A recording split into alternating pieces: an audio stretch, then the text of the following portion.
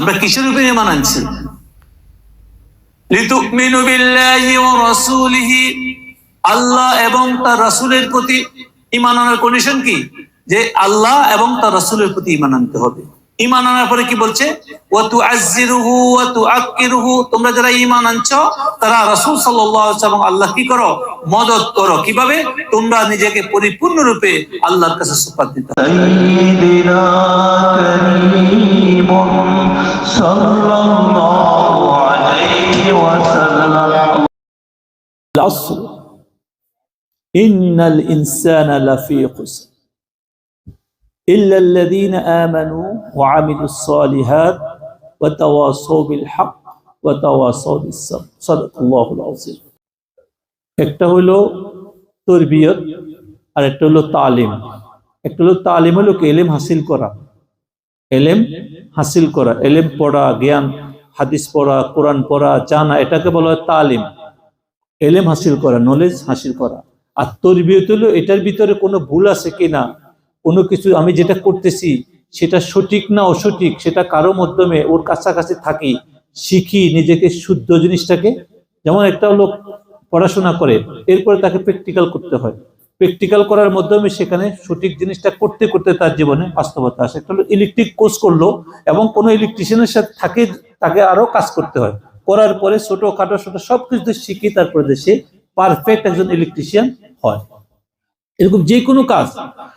আমাদের জীবন আমরা যে এলেম শিখতেছি, এই এলেম গুলা ততক্ষণ কাজে আসবে না যতক্ষণ আমরা পরিপক্ক কোনো মানুষের কাছাকাছি একত্রিত হইয়া সেটাকে আমরা আমাদের জীবনে কাজে না লাগাতে পারি। সেটা এলেমে থাকে যাবো, ফেতনাই হবে। এখানে আল্লাহ পাক কোরআনে কারীমের মধ্যে, আপনারা এই সূরা সম্পর্কে সবাই জানেন, আল্লাহ পাক কোরআনে কারীমের মধ্যে বলতেছে, ওয়া দিয়ে আসতেছে, কসম খাইতেছে। এই ওয়াটা কি? কসমের জন্য। আল্লাহ পাক কসম করতেছে আসর। আসর একটা, এটা নিয়ে উলামায়ে কেরামের মধ্যে অনেক মত আছে। যেটাকে বলে দিন শেষ হয়, রাত শুরু হওয়ার আগে আল্লাহ পাক কসম খাওয়ার কোনো দরকার নেই। তিনি আমাদের মালিক, তিনি আমাদের খালেক, তিনি সবকিছুর কি মালিক, তিনি রব, তিনি সবকিছু। তারপরে তিনি কেন কসম খাচ্ছেন? কসম খেয়ে আল্লাহ পাক বলতেছেন ওয়াল আসর, আসরের কসম, সময়ের কসম।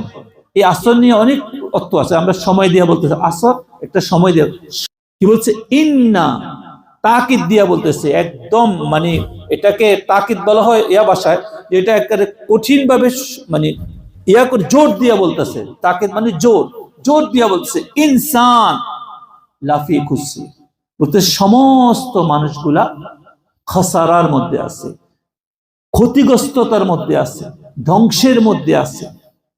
এরপর আল্লাহ পাক এখানে আসি বলতে সবাই ক্ষতির মধ্যে আছে। এরপরে কি বলতেছে? ইল্লা, এরা ব্যতীত কারা? এখন আসতেছে আল্লাহ পাকের মধ্যে এক শ্রেণীর মানুষ আল্লাহ পাক নির্ধারণ করতেছে।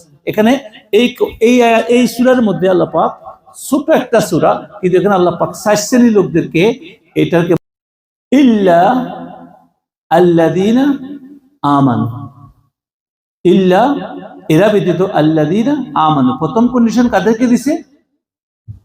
আল্লাযীনা আমানু, যারা ঈমান আনছে। এখন ঈমান কিসের উপর আনা হয়েছে? আমরা কিসের উপর ঈমান আনছি? লিতুমিনু বিল্লাহি ওয়া রাসূলিহি, আল্লাহ এবং তার রাসূলের প্রতি ঈমান আনার কন্ডিশন কি? যে আল্লাহ এবং তার রাসূলের প্রতি ঈমান আনতে হবে। ঈমান আনার পরে কি বলছে? ওয়া তুআজ্জিরুহু ওয়া তুআক্কিরুহু, তোমরা যারা ঈমান আনছো তারা রাসূল সাল্লাল্লাহু আলাইহি ওয়াসাল্লাম আল্লাহ কি করো? মদদ করো। কিভাবে? তোমরা নিজেকে পরিপূর্ণরূপে আল্লাহর কাছে সুপারিশ হও।